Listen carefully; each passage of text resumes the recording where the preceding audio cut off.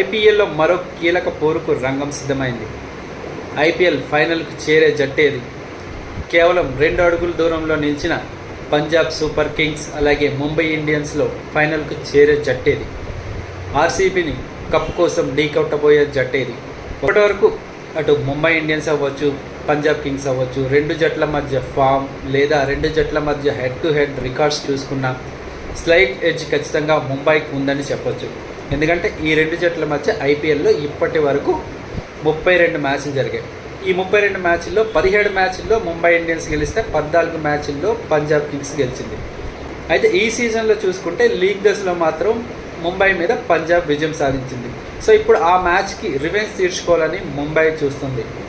మనం నాకౌట్ మ్యాచ్లో చూసుకుంటే తొలి క్వాలిఫైయర్ మ్యాచ్లో పంజాబ్ అత్యంత దారుణంగా ఆడింది. అప్పటి వరకు అద్భుతంగా ఆడుతూ వచ్చిన పంజాబ్ ఆర్సీబీ చేతిలో పూర్తిగా చిత్తయింది.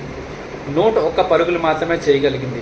మొత్తం 9 మంది బ్యాట్స్మెన్తో బరిలో దిగిన ఏ మాత్రం ప్రభావం చూపించలేకపోయింది. ఆర్సీబీ బౌలర్ల దాటికి పంజాబ్ బ్యాట్స్మెన్లు అందరూ చిత్తయ్యారు. పంజాబ్ బ్యాటింగ్ ఆర్డర్ చూసుకుంటే Priyansh Arya, Prabhu Simran Singh, Shreyas Iyer, Josh Inglis, Stoinis, Shashank Singh, Nehal Wadhera వీరు కీలక బ్యాట్స్మెన్. మొత్తం వీరిలో పరిశీలిస్తే నిలకడగా ఆడుతుంది మాత్రం కేవలం ప్రియాంశ్ ఆర్య, ప్రభు సిమ్రన్ సింగ్, శ్రేయస్ అయ్యర్ మాత్రమే. మిగిలిన వారంతా అప్పుడప్పుడు మెరుపులు తప్ప నిలకడగా ఆడింది లేదు.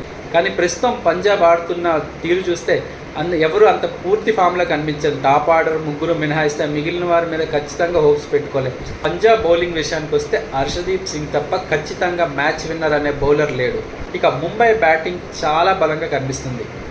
ఓపెనర్ రోహిత్ శర్మ, కొత్తగా వచ్చిన జానీ బైరెస్టో, తర్వాత సూర్యకుమార్ యాదవ్, తిలక్ వర్మ, హార్దిక్ పాండే, తర్వాత నమంది అందరూ అద్భుతమైన ఫామ్లో ఉన్నారు.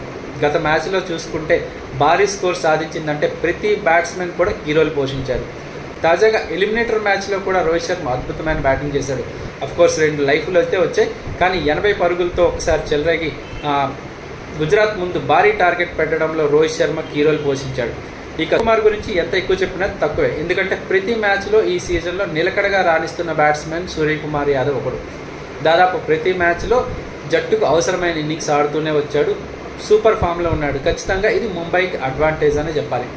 తిలక్ వర్మ విషయానికి వస్తే ఆ భారీ హిట్టర్ కాకపోయినా గుజరాత్తో మ్యాచ్లో చూసాం. ఖచ్చితంగా అవకాశం వస్తే మెరుపులు మెరిపిస్తానని నిరూపించుకున్నాడు. 3 సిక్స్లు కూడా కొట్టాడు.